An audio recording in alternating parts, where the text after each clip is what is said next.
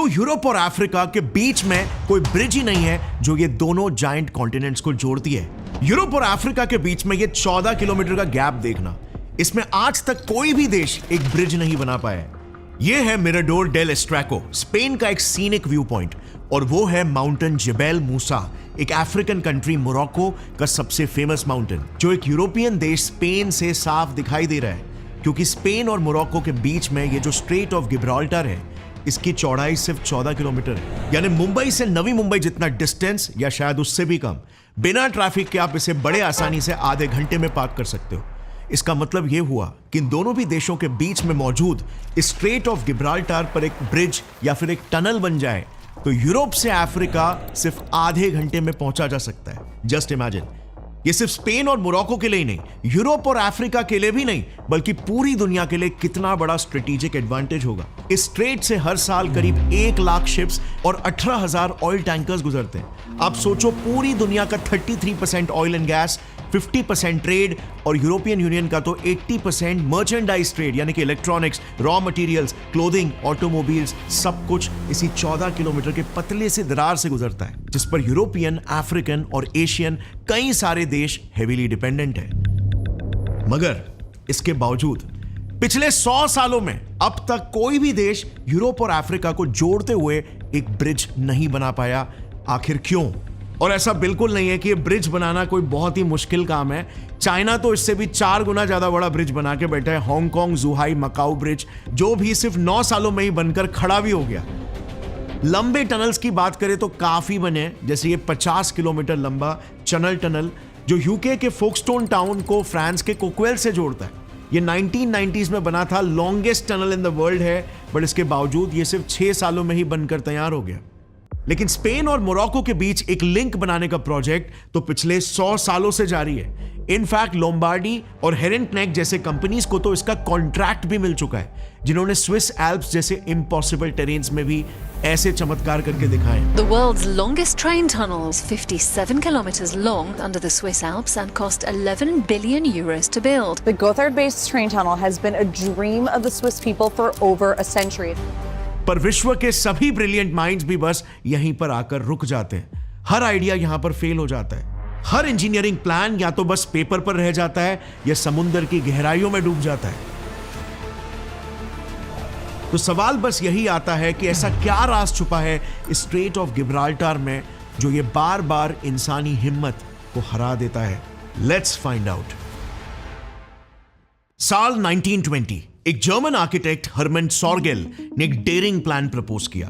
पूरे मेडिटेरेनियन सी को खाली करके एक नया कॉन्टिनेंट एटलांट्रोपा बनाने का प्लान।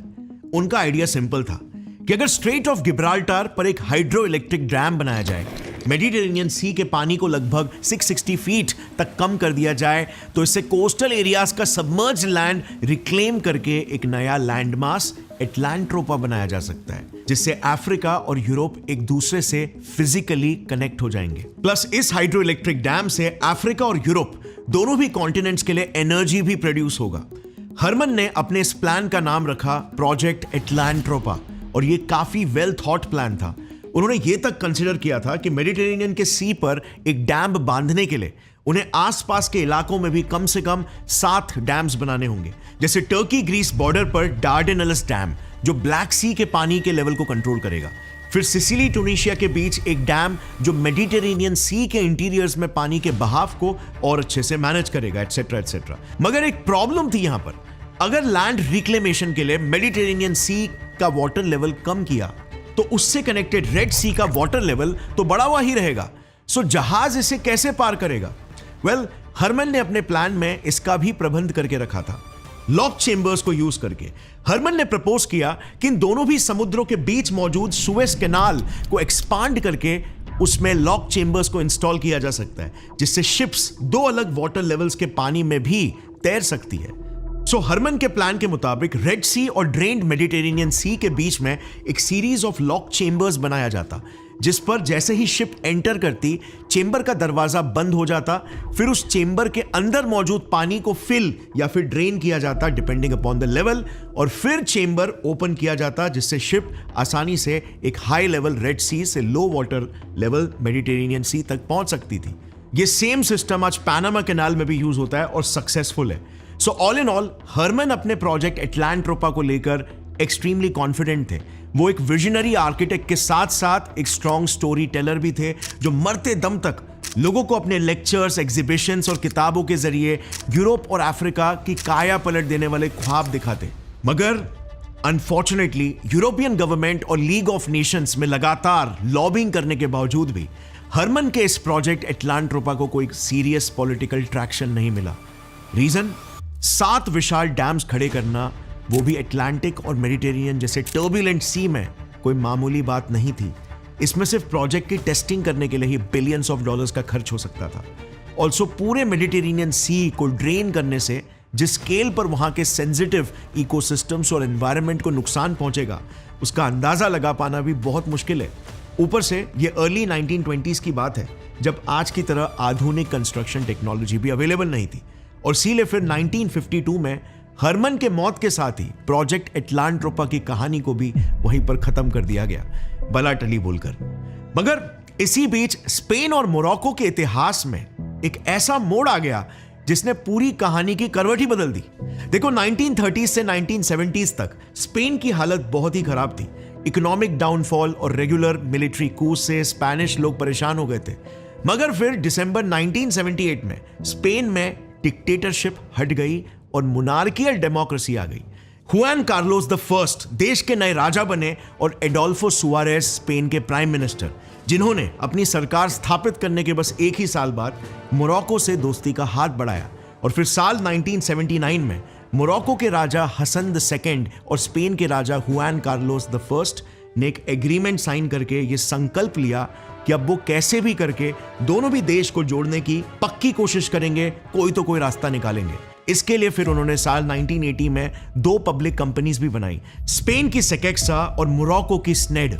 इन दोनों भी कंपनीज ने फिर मिलकर स्ट्रेट ऑफ गिब्राल्टर पर एक डिटेल्ड इन्वेस्टिगेशन करना शुरू कर दिया। सर्वेस लॉन्च किए, जिसमें one of the most prominent survey था 1991 का सी ऑफ नॉटिलियस सर्वे।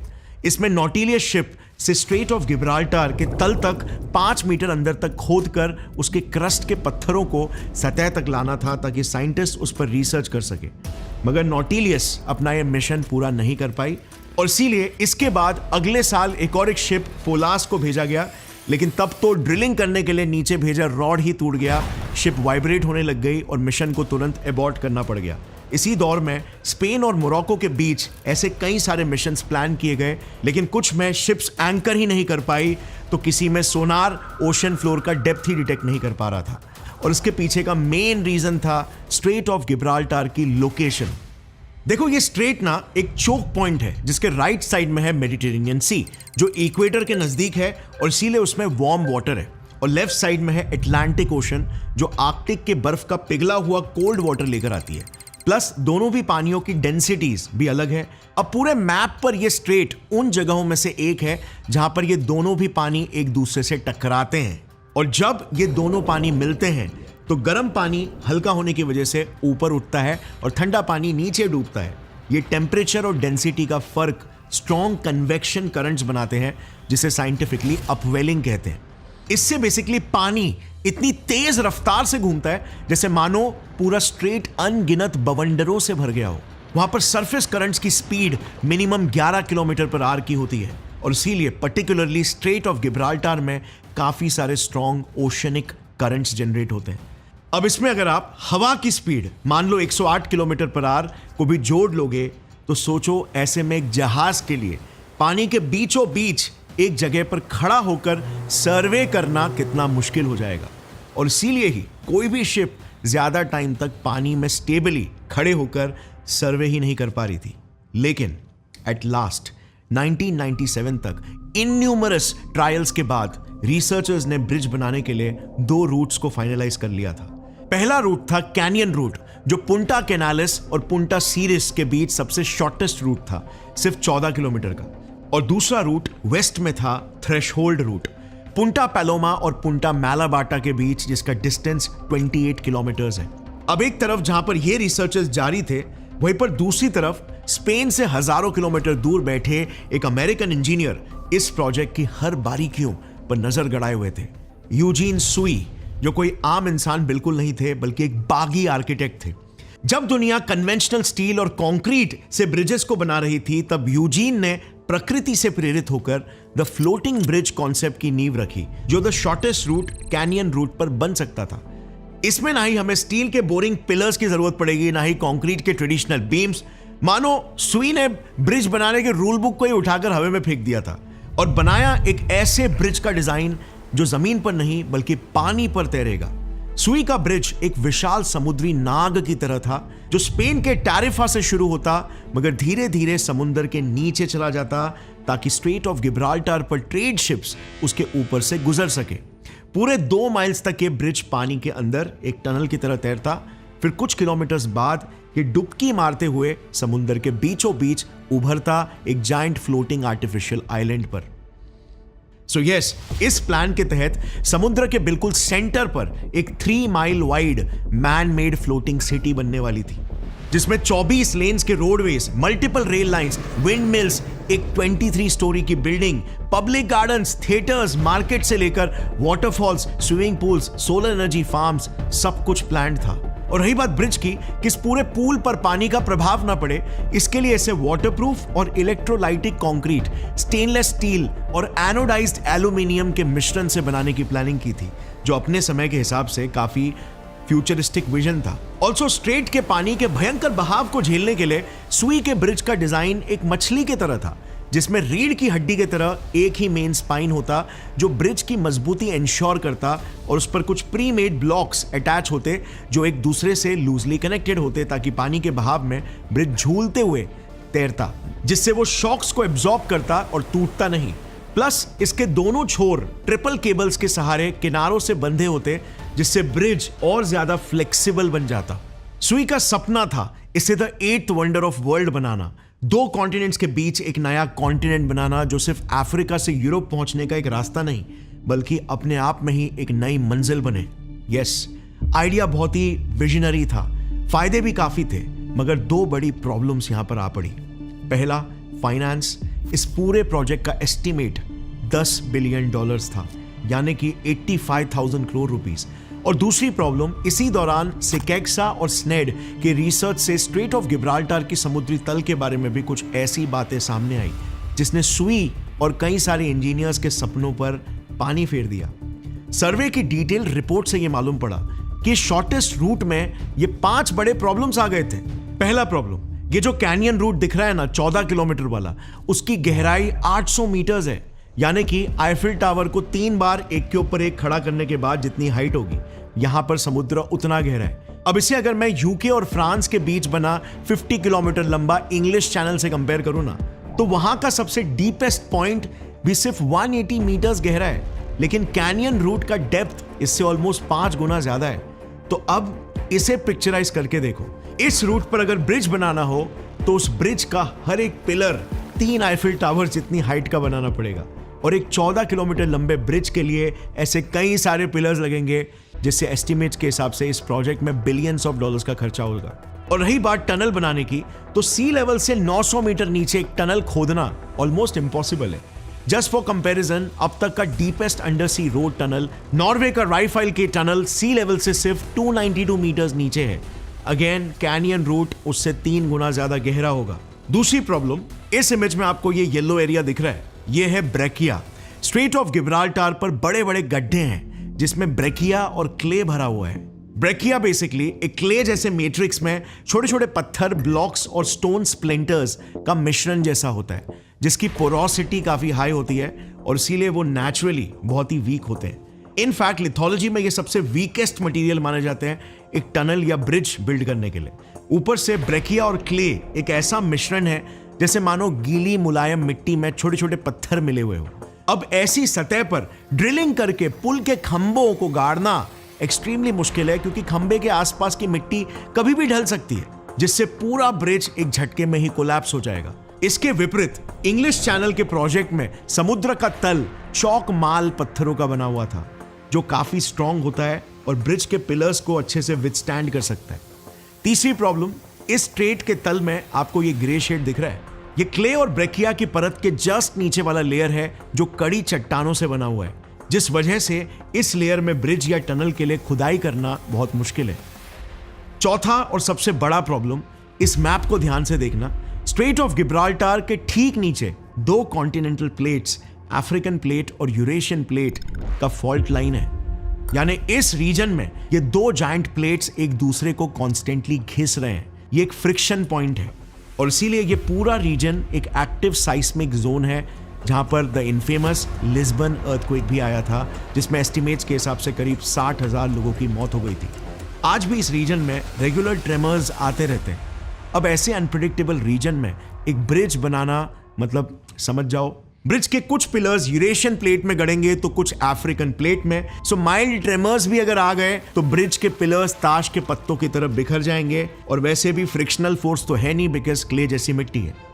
अब अगर टनल बिल्ड करने की बात करें तो आमतौर पर ना टनल्स माइनर साइस्मिक मोशन को इजीली हैंडल कर सकते हैं। चैनल टनल में भी shock absorbers and buffer systems है अर्थक्वेक प्रोन एरिया में होने की वजह से, मगर टनल को एक मेजर फॉल्ट लाइन से पास करवाना वर्ल्ड का ग्रेटेस्ट इंजीनियरिंग चैलेंज है। और इसीलिए बराबर इस शॉर्टेस्ट रूट पर ही रिसर्च शिप्स जैसे नॉटिलियस और फोलाज को भी प्रॉब्लम्स आ रही थी। कभी हार्ड रॉक्स की वजह से ड्रिलिंग मशीन टूट जा रही थी, तो कभी ओशियनिक करंट्स शिप को एक जगह पर एंकर नहीं करने दे रहे थे, जिस वजह से रॉक और सरफेस में ड्रिल अटकने की वजह से ड्रिलिंग स्टार्ट करते ही पूरी जहाज वाइब्रेट करने लग रही थी। सो बेसिकली इस शॉर्टेस्ट रूट पर ना ही ब्रिज बना सकते थे और ना ही टनल। एंड फाइनली हमें स्ट्रेट ऑफ गिब्राल्टार के सी ट्रैफिक को भी कंसिडर करना होगा। Gibraltar one of the busiest shipping lanes on the planet है। Humongous tankers, container ships and even giant aircraft carriers इस रूट से रेगुलरली पास होते हैं। सो अगर हमें एक ब्रिज बनाना है तो हमें अबव सी एटलीस्ट 70 मीटर्स का क्लियरेंस छोड़ना पड़ेगा, ताकि सी ट्रैफिक बिल्कुल भी इफेक्ट ना हो। लेकिन ब्रिज के pillars 900 metres under water build करना अपने आप में एक चैलेंज है। अब इसमें अगर 70 मीटर्स अबव वाटर की हाइट भी ऐड हो जाए तो कंस्ट्रक्शन और ज्यादा डिफिकल्ट बन जाएगा। सो इन्हीं रीजंस की वजह से अर्ली 2000s में स्पेन मोरक्को की जॉइंट कमेटी ने डिसीजन लिया कि वो शॉर्टेस्ट रूट छोड़कर थ्रेशोल्ड रूट जो 28 किलोमीटर लंबा है उसे इस प्रोजेक्ट का प्राइमरी रूट बनाएंगे। ऐसा इसीलिए क्योंकि 2005 में एक रिसर्च शिप किंगफिशर 05 ने एक ऐतिहासिक खोज की थी।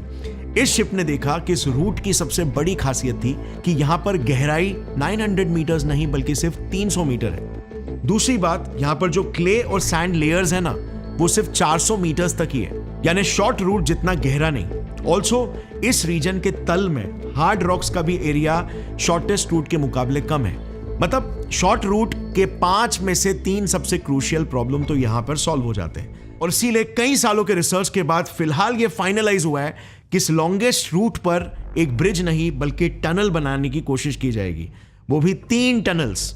सेंटर वाला टनल सर्विस टनल होगा जो कुछ भी रिपेयर वर्क और बाकी काम के लिए यूज किया जाएगा, और बाकी दोनों टनल्स पर रेलवे ट्रैक्स होंगे जहां से मोरक्को से स्पेन के इन पॉइंट्स के बीच ट्रेन्स गुजरेगी। अब एस्टिमेट्स के हिसाब से एक बार ये टनल अगर बन गया तो स्पेन और मोरक्को के बीच में ट्रैवल टाइम लिटरली आधा हो जाएगा। मतलब जहां पहले कैसाब्लांका से मैड्रिड पहुंचने के लिए 12 घंटे लगते थे, वो इस टनल की मदद से कम होकर सीधा 5.5 घंटे पर आ जाएंगे। इसी वजह से इस टनल से गुड्स की ट्रेडिंग भी भर भर कर हो सकती है, जो फिलहाल स्ट्रेट ऑफ गिब्राल्टार से होती है। सो प्लान एकदम सेट था। 2006 में दोनों देशों की गवर्नमेंट ने मिलकर इस प्रोजेक्ट के लिए टेंडर निकाला, जिसमें 14 कंपनियों के बीच कंपीट करके Swiss company Lombardy engineering firms को यह कॉन्ट्रैक्ट मिला। इस प्रोग्रेस को देखते हुए स्पेन के मिनिस्टर्स ने कहा कि 2008 तक तो काम शुरू भी हो जाएगा। प्लान्स रेडी था, टीम्स भी एकदम तैयार बैठे थे, लेकिन फिर घटती है एक ऐसी घटना जिसने इस प्रोजेक्ट पर दोबारा से स्पीड ब्रेक लगा दिया।